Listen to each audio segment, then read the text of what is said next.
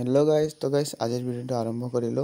रातिपुवा মানে ইমান ৰাতিপুৱা নহয়, ৰাতিপুৱা বুলি ক'ব পাৰি। তো গাইস আপোনালোক কেনেকা আছে? মই ভালে আছো, আশা কৰিছো আপোনালোক সকলো ভালেই।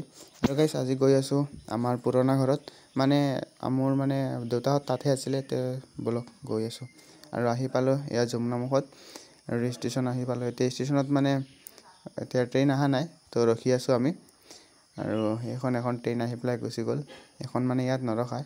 আমাৰ যমুনামুখত সকলো ট্ৰেইন নৰখায়। দিনত এনেকুৱা 2-4খন মান ট্ৰেইন ৰখায়। আৰু এনেকুৱা কৰি এতিয়া এনাউন্স কৰি আছে। তো গাইস ময়ো ৰখি আছো ইয়াত, এতিয়া ট্ৰেইনৰ কাৰণে বহি আছো। ট্ৰেইন আহিব তেতিয়া যাম।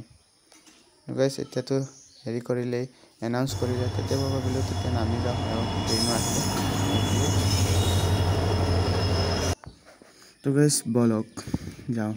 আৰু আহি পেলাই বহিলো ট্ৰেইনতে।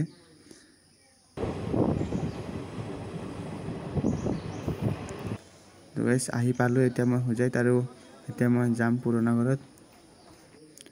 তো গাইস এয়া গৈ আছো। এইটো হুজাই হেৰি সাইনবোৰ্ড এখন মাৰা আছিলে, আৰু টমটমো পালো আহি পেলাই। এইফালে গাইস ৰাস্তাখন বনাই আছে, আৰু ইমান হেৰি অসুবিধা হয় যাওঁতে। এনেকুৱা কৰি আহি পালো। তো গাইস আজি মিনি ব্লগটো ইমানেই আছিলে। বাই।